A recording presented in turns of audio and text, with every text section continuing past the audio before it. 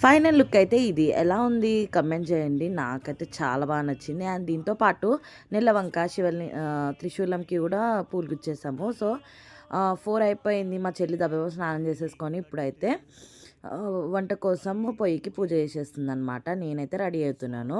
ఫస్ట్‌గా పూజ చేసేసి ఇప్పుడు ఫస్ట్ కాలీఫ్లవర్ అయితే పొయ్యి మీద ఎక్కిచ్చేస్తుంది. కొద్దిగా బాయిల్ చేసేద్దామా అని చెప్పేసి.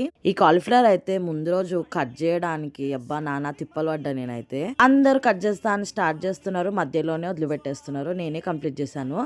ఇది కట్ చేయడానికి ఎంత కష్టమైందో కలపడం కూడా అంతే కష్టము. ఈ వేడికి, ఆ కారంకి చెయ్యి మండిందనమాట. నేను, మా చెల్లి, మా మమ్మీ అందరం కలిస్తే అది కలిసిందనమాట. లాస్ట్‌కి మా మమ్మీ కలిపేసింది. మేమైతే వంటలు 3:00కే స్టార్ట్ చేద్దాం అనుకున్నాం. బట్ మా స్వామి వల్ల ఇంత లేట్ అయిపోయింది. విగ్రహాలకి దండలు తీసుకొచ్చినవా స్వామి అని వాళ్ళ బావ అడిగేంత వరకు చెప్పలేదు, తేలేదని. సో, ఫాస్ట్‌గా ఉన్న ఫ్లవర్స్ తోటే నేనే దండలన్నీ తయారు చేసేసినా అనమాట.